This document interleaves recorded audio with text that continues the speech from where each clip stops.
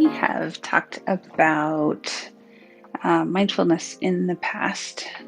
There's been other videos that I've done on this, and I wanted to do a series with a couple of exercises of mindfulness to help, not just to teach mindfulness exercises, but also as a place for reference to return to if you are interested in expanding your mindfulness practice, because mindfulness is just that. It is a practice. John Kabat-Zinn is a mindfulness, one of the founders of it, and he's got a great way to describe mindfulness, which is mindfulness means paying attention in a particular way on purpose in the present moment and doing so non-judgmentally.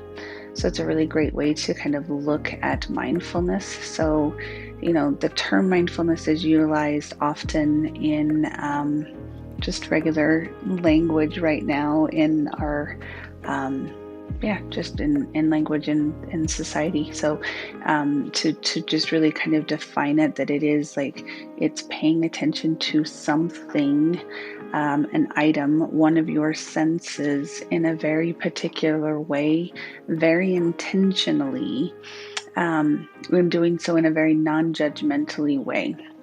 So what does that mean specifically?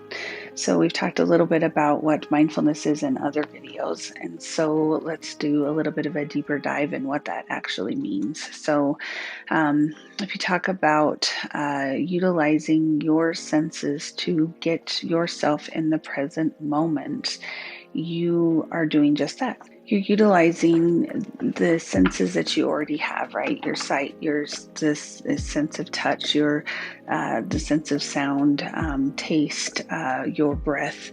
Like, you can use any of your senses. You can even layer them. I've had some clients that layer them, which they have found to be very, very beneficial to help with the management of stress. You can use it for the management of depression symptoms. You can use it for the management of anxiety symptoms. And it's very effective because what it's doing is helping you to get grounded and get yourself back in the present moment.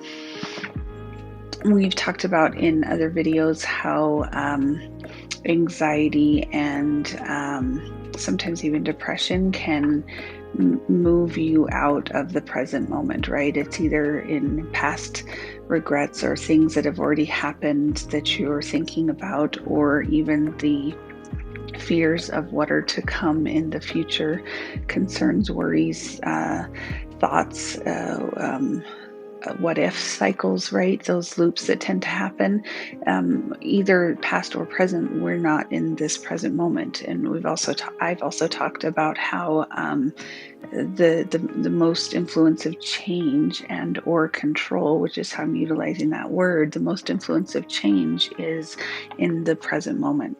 So what mindfulness skills can do is help you to stay focused in this moment, right? So rather than having those ruminations and those fears about what's to come, the things that haven't yet happened, but they're something that are scary or worrisome or whatnot. That's that fear that can get a hold of us. Those are loops that can happen. Rather than spending time and energy in those moments, what mindfulness does is help us to get back in the present moment, to be able to, give yourself some grounding to think through or give distance from whatever the distressing thought is. So, mindfulness skills are a research-based and highly effective skill set. They are very easily accessible, very usable skills to help you with getting back again with those grounding techniques and those present moment ability to help with the perseveration or rumination of thoughts, or even that regret of past things that have happened.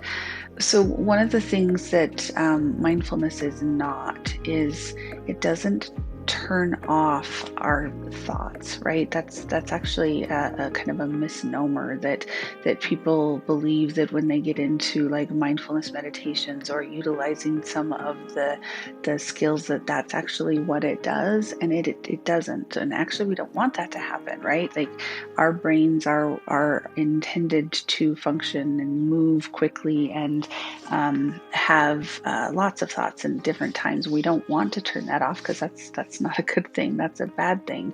But what we want to do and what mindfulness helps and teaches us to do is that it gives us distance from the distressing thoughts, right? Gives yourself a ability to give some perspective to whatever the situation is, so it can also break that cycle of the rumination or perseveration of whatever it is that you're struggling with. So anyway, I wanted to be able to actually teach some of these skills, to actually show you what it would look like to do these activities. It's also a way for you to have a resource to come back to click on and easily access whenever you might need to practice. Because again, mindfulness is considered a practice. It is something like however old you are, you've been doing things inside of your brain for that amount of years. So mindfulness is doing things differently. Like I said at the beginning of this video, it's doing things very intentionally with purpose, and non-judgmentally, which is not something we do very good as humans. We tend to judge ourselves. So what that means is, like, when your brain starts to wander and it goes into a different direction, you don't judge yourself. You bring yourself back to the present moment, or back to your mindfulness item that you're using, doing so in a non-judgmental way. So these are hopefully, my intent here is to give you these skills and give you these exercises that you can access whenever you would like to practice, because these are exercises that do take practice, because this is something different that we typically, this is not what our brains typically do. So anyway, I'm going to create a number of these different videos in these series so that you can access and come back and use at any point that you would like. So I hope that you find this helpful, and return as often as you'd like to utilize these videos. And don't forget to subscribe to my page. Have a good one.